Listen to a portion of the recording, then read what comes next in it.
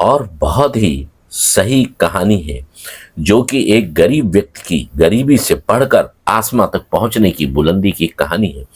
इन शब्दों पर ध्यान दें, जो कि आदमी के जीवन को परिवर्तित कर सकता है।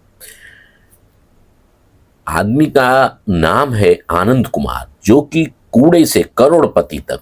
आनंद कुमार की जो कहानी है, बिहार की गलियों से निकलकर दुनिया के सबसे प्रतिष्ठित संस्थानों में गिने जाने वाले सुपर 30 कार्यक्रम के संस्थापक आनंद कुमार की कहानी संघर्ष, आत्मबल और समाज सेवा की जीती जागती मिसाल है। यह कहानी न केवल एक इंसान की जीत है, बल्कि यह हर उस व्यक्ति के लिए एक प्रकाश स्तंभ है जो विपरीत परिस्थितियों में भी अपने सपनों को सच करने की हिम्मत रखता है। शुरुआत बिहार पटना की गलियों से। आनंद कुमार का जन्म 1973 में बिहार के पटना शहर के एक गरीब परिवार में हुआ था। उनके पिता एक पोस्टल विभाग में क्लर्क थे और माता एक गृहिणी। आनंद का परिवार आर्थिक रूप से बेहद कमजोर था। पैसे इतने कम थे कि कई बार 2 वक्त की रोटी जुटाना भी मुश्किल हो जाता था। लेकिन आनंद में एक विशेष बात थी, उनका गणित के प्रति गहरा लगाव। स्कूल में वे हमेशा गणित में अव्वल आते और कठिन से कठिन सवालों को भी बड़ी सहजता से हल कर लेते थे। गणित के अध्यापक भी मानते थे कि आनंद में असाधारण प्रतिभा है। ऑक्सफोर्ड का सपना और गरीबी की दीवार। आनंद की लगन देखकर उन्हें कैम्ब्रिज और ऑक्सफोर्ड यूनिवर्सिटी से पढ़ाई के लिए सुझाव आया। यह उनके जीवन का सबसे सुनहरा मौका था, लेकिन किस्मत को कुछ और ही मंजूर था। उनके पिता की अचानक मृत्यु हो गई। परिवार का सारा भार आनंद और उनकी मां के कंधों पर आ गया। इतना पैसा भी नहीं था कि वे इंग्लैंड जा सके। उन्होंने सरकार से मदद मांगी, लेकिन कोई सहयोग नहीं मिला। हर दरवाजा बंद होता गया, लेकिन आनंद ने हार नहीं मानी। रोटी भी बेचो, लेकिन सपना मत बेचो। पढ़ाई जारी रखने के लिए आनंद की मां ने घर में पापड़ बनाने का काम शुरू किया और आनंद ने उन्हें पटना की गलियों में साइकिल पर पापड़ बेचने में मदद की। दिन भर पापड़ बेचता और रात में गणित पढ़ाता। यही आनंद की दिनचर्या बन गई।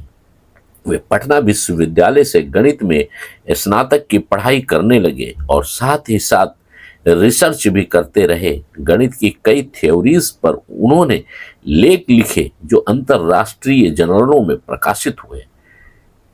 ट्यूशन से शुरुआत और नया सपना। आनंद ने कुछ पैसे कमाने के लिए गणित पढ़ाना शुरू किया और शुरुआत में वे सस्ती फीस में बच्चों को पढ़ाते थे। धीरे धीरे उनकी लोकप्रियता बढ़ने लगी, लेकिन उन्होंने एक चीज पर गौर किया, ज्यादातर होनहार गरीब बच्चे सिर्फ पैसे के कारण अपनी पढ़ाई छोड़ देते थे। यही वो मोड़ था जिसने आनंद के जीवन का उद्देश्य तय किया। सुपर 30 की शुरुआत।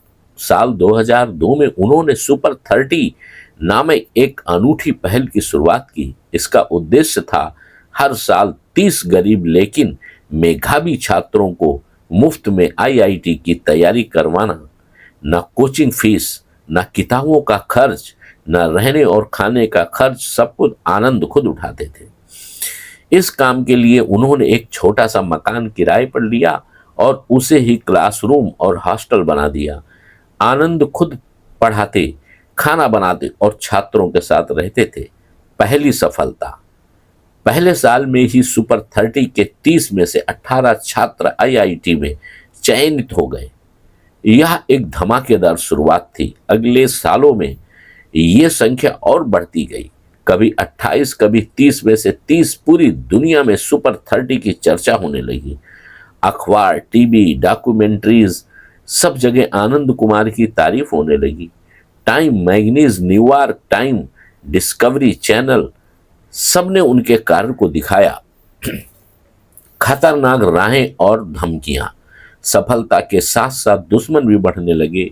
बड़े बड़े कोचिंग संस्थानों को लगने लगा कि आनंद उनकी दुकान बंद करवा देगा। उन्हें धमकियां मिलने लगी, हमला तक हुआ, लेकिन आनंद पीछे नहीं हटे। उनकी मां और भाई ने उनका साथ नहीं छोड़ा। आनंद ने सुरक्षा तक लेने से मना कर दिया और कहा, अगर डर के कारण मैं रुक जाऊं तो जिन बच्चों के सपने मुझसे जुड़े हैं उनका क्या होगा। एक शिक्षक का असली धर्म। आनंद कभी भी पैसे के पीछे नहीं भागे। कई बड़े संस्थानों ने उन्हें करोड़ों की नौकरी ऑफर की, विदेशों में रहने का न्योता दिया, लेकिन उन्होंने सब कुछ ठुकरा दिया। उनका मानना था शिक्षक का धर्म है शिक्षा देना, ना कि व्यापार करना। आज भी आनंद पुराने तरीके से पढ़ाते हैं, ब्लैक बोर्ड, चाक और एक सपना लेकर। बॉलीवुड भी प्रेरित। आनंद कुमार की कहानी इतनी प्रेरणादायक थी कि उस पर एक बॉलीवुड फिल्म भी बनी, सुपर 30, जिसमें ऋतिक रोशन ने आनंद की भूमिका निभाई। यह फिल्म भी बॉक्स ऑफिस पर हिट रही और लोगों को आनंद के संघर्ष और त्याग से रूबरू कराया। प्रभाव और वर्तमान। आज तक सुपर 30 से निकलकर हजारों छात्र आईआईटी, एनआईटी और अन्य प्रतिष्ठित संस्थानों में पहुंचे हैं।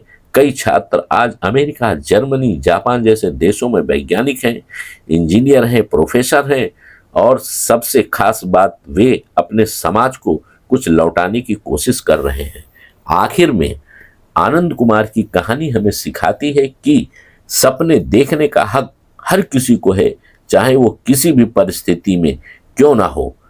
संघर्ष कभी व्यर्थ नहीं जाता अगर नीयत सच्ची हो। शिक्षा सबसे बड़ा हथियार है बदलाव का।